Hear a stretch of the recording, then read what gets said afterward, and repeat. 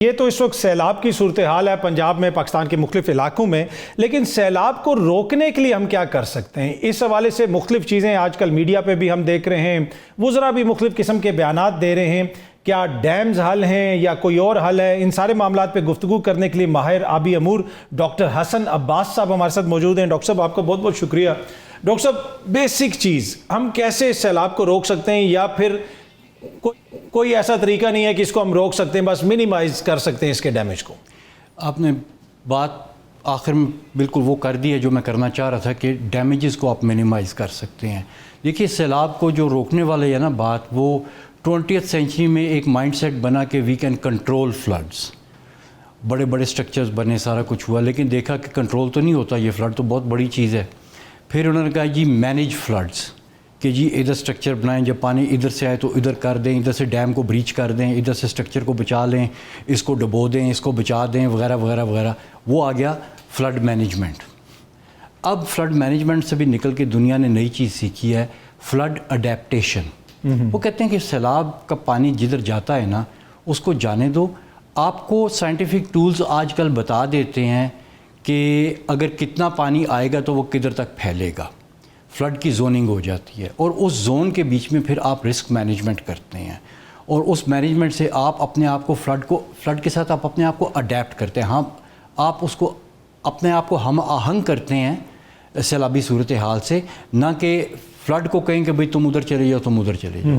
ہم کہتے ہیں جی ہم ادھر چلے جائیں گے، ہم ادھر چلے جائیں گے۔ اس کی باقاعدہ پلاننگ ہوتی ہے، رسک مینجمنٹ ہوتی ہے، وہ بڑے سائنٹیفک طریقوں سے دنیا میں آج کل کام ہو رہے ہیں۔ اور میرے خیال میں ابھی ان سیلاب کو دیکھنے کے بعد، 2010 کے اور 2022 کے فلڈز کو دیکھنے کے بعد، ہمیں بھی اسی نتیجے پہ پہنچنا چاہیے کہ جی فلڈ میں اڈیپٹیشن ہے، اڈیپٹیشن کے علاوہ اس کا اور کوئی حل نہیں ہے فلڈ کو۔ اچھا، آپ نے 2022 کی بات کی، 2010 کی بات کی، اس سے پیچھے بھی چلے جائیں تو دہائیوں سے یہاں پہ سیلاب آ رہے ہیں، آپ انڈسٹری سے وابستہ ہیں۔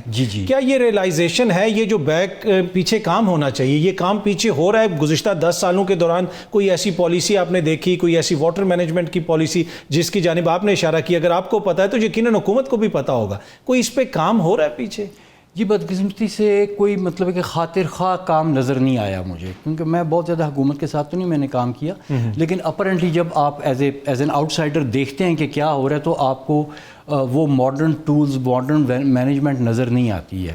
لیکن اس میں جو ایک سب سے امپورٹنٹ چیز ہے فلڈ اڈیپٹیشن میں، وہ کمیونٹی ہے۔ It starts with the community, لوگوں سے شروع ہوتا ہے، وہ لوگ جو ولنریبل ہیں، جو امپیکٹ ہوتے ہیں۔ کمیونٹی کو پتہ ہی نہیں ہوتا۔ جو فلڈ کی جو فلڈ مینجمنٹ ہے، اڈیپٹیشن، اس میں ڈفرینٹ لائنز آف ڈیفینس ہیں۔ سب سے پہلے آپ نے کمیونٹی کو ایجوکیٹ کرنا ہے، ان کو بتانا ہے کہ بھئی اس ایمرجنسی میں جب لیول یہ آئے گا تو آپ نے کیا کرنا ہے، کدھر جانا ہے۔ پھر اس کے آگے جو ہے وہ پلاننگ ہوتی ہے لوگوں کی کہ جی نقل مکانی کرنی ہے یا کچھ اور کرنا ہے تو لوگ کہاں جائیں گے، کون سے گھر کے لوگ کس جگہ پہ جائیں گے۔ یعنی اس میں اس حد تک جو ہے نا وہ پلاننگ کی جاتی ہے کہ آپ کی بہت سی ایسی بلڈنگز لائک اسکول بلڈنگ، وہ فلڈ میں ایمرجنسی شیلٹر کا کام کرتی ہے۔ اور اگر آپ اپنے گھر کی، اپنے شہر کی اسٹریٹ نمبر 4 کے ہاؤس نمبر 5 میں رہ رہے ہیں تو آپ کو پتہ ہوگا کہ آپ اسکول نمبر 3 کی بیرک نمبر 4 کے روم نمبر 2 میں جائیں گے اپنی فیملی کو لے کے۔ تو اس حد تک پوٹینشلی جو علاقے ایٹ رسک ہیں وہاں کی عوام کو پہلے یہ پلان ان کے پاس ہو، یہ پلان ان کو پتہ ہوتا ہے۔ کمیونٹی کو اس میں انوالو کیا جاتا ہے، کمیونٹی ایجوکیشن اور لوکل گورنمنٹ کے جو ادارے ہیں ان کی اسٹرینتھنگ ہوتی ہے۔ پھر جو فلڈ وارننگ ہے وہ کس طرح سے ڈسیمینیٹ ہوگی، کس طرح سے جنریٹ ہوگی، کس کے پاس جائے گی، اور الٹیمیٹلی یوزر اینڈ پہ کس طرح سے پہنچے گی، اس کی پوری پلاننگ ہوتی ہے۔ اچھا ڈاکٹر صاحب، اس میں ایک اور چیز جس کا بار بار ذکر کیا جاتا ہے، کالا باغ ڈیم یا بھاشا ڈیم، اگر یہ ڈیم بنے ہوتے تو تاثر یہ ہے کہ کافی حد تک نقصانات کم ہوتے اور چیزوں کو مینیج کیا جا سکتا تھا۔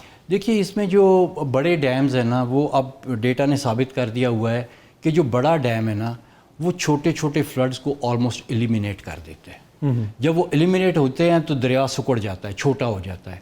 اور کیونکہ جو بڑا فلڈ ہے وہ دہائیوں میں ایک دفعہ آتا ہے، تو وہ بچے جو 8-10 سال کے تھے ڈیم بننے کے ٹائم پہ، 8-10-20 سال کے بعد، 25 سال کے بعد فلڈ آیا تو وہ ڈیسیژن میکنگ پوزیشنز میں ہوتے ہیں، بڑے ہو چکے ہوتے ہیں۔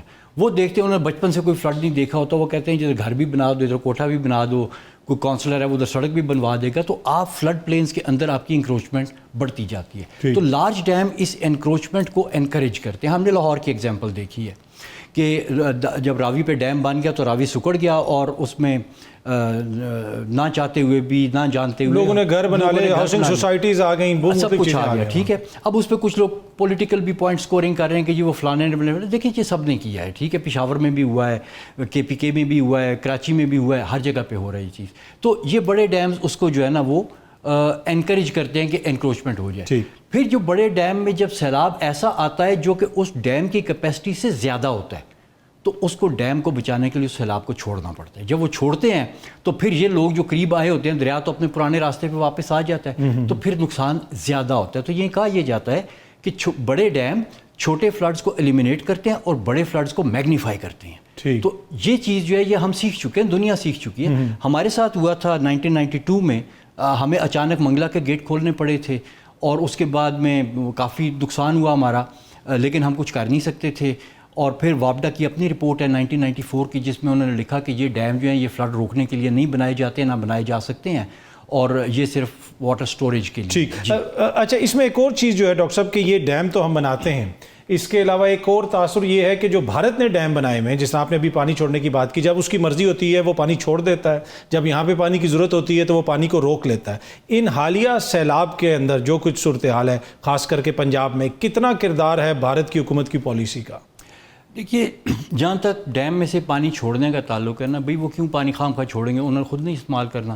اگر وہ پانی کو سٹور کرنے کی ان کے پاس ڈیم میں جگہ ہے تو وہ خام خواہ صرف ہمیں تنگ کرنے کے لیے پانی چھوڑیں گے, تو اس کے بعد میں ان کے لوگ کیا کریں گے جنہوں نے اس پانی کو آگے سردیوں میں کم فلو میں استعمال کرنا تھا, تو وہ اپنے لوگوں کو بھی تکلیف دے رہے ہیں.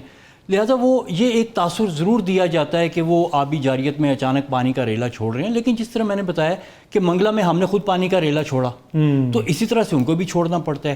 یہ جتنے ڈیمز بنے ہوئے ہیں نا ہندوستان اور پاکستان میں انڈس بیسن کے اوپر, یہ سارے کے سارے ایک ہی انڈسٹریٹی کے انڈر بنے تھے. یہ امریکنز نے بنائے تھے, کوئی ٹینیسی ویلی کا ماڈل ہے, کوئی کولوراڈو کا ماڈل ہے, اور اس میں ان ڈیمز کے مینول لکھے گئے ہیں اور ان کا اسٹینڈنگ آپریٹنگ پروسیجر ہے کہ جی یہ لیول آئے گا تو آپ نے اتنا ریلا نکال دینا ہے.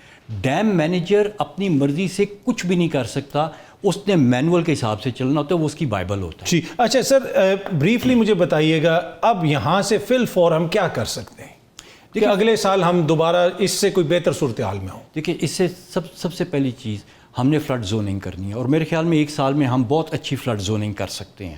یہ مطلب ہے کہ مہینوں کا کام ہے, کوئی سالوں کا کام نہیں ہے. تو جب فلڈ زوننگ ہو جائے گی تو اس میں یہ ہوگا کہ جی جب کسی بھی گیجنگ اسٹیشن کے اوپر اتنا پانی آتا ہے تو اس کا مطلب ہے کہ نیچے والے علاقے میں وہ اتنا پھیلے گا.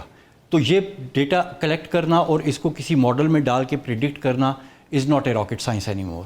یہ آپ کے پاس ایکسپرٹس ہیں, GIS کے ہیں, ہائیڈرو انفارمیٹکس کے ہیں, وہ یہ کام آپ کو کر کے دے سکتے ہیں. تو زوننگ کر دیں. زوننگ میں آپ صرف لوگوں کو بتا دیں کہ وہ کس زون میں رہ رہے ہیں, وہ ہائی فلڈ زون میں, ہائی رسک زون میں ہے, میڈیم رسک زون میں ہے, لو رسک زون میں ہے. اور جیسے ہی کوئی وارننگ ایشو ہوتی ہے وہ بتائے کہ جی ہائی فلڈ زون والے تیار ہو جائیں, میڈیم والے تیار ہو جائیں, اپنے جانوروں کو اپنا سامان لے کے وہاں سے نکل جائیں. جس حد تک ممکن ہے ہماری اکانومی اور ہمارے باقی حالات اجازت دیتے ہیں, اس حساب سے شیلٹرز کو بنائیں, اس کو آرگنائز کریں. اوبویسلی ہماری آبادی بہت زیادہ ہے, 100% نہیں ہو سکتا, لیکن لوگ, کوئی بندہ بھی ڈوبنا نہیں چاہتا. لوگوں کو کہیں کہ وہ اپنا انتظام خود بھی کریں, اور لوگ کرتے ہیں, ابھی بھی تو لوگ کر رہے ہیں. کوئی اپنے رشتہ داروں کے گھر چلا جاتے, کوئی کچھ تو کوئی کچھ. تو اس طرح سے لوگوں کو اگر پتہ ہوگا نا کہ میرے ساتھ یہ ہو سکتا ہے, کیونکہ ابھی تو لوگ کمپلیسنٹ بیٹھے ہوئے تھے نا, ابھی تو لوگ کہہ رہے تھے یار کبھی نہیں ہوا, ابھی بھی نہیں ہوگا. تو میرے خیال میں اگر آپ جو کہہ رہے ہیں کہ اگر حکومت پلاننگ کرے اور پہلے سے لوگوں کو انگیج کرے تو کافی حد تک منیمائز کر سکتے ہیں ہم ان سارے نقصانات کو. ڈاکٹر صاحب بہت بہت شکریہ, تھینک یو سو مچ ہمیں جوائن. باخبر رہنے کے لیے سنو نیوز کا YouTube چینل سبسکرائب کریں اور بیل آئیکن پہ کلک کر دیں.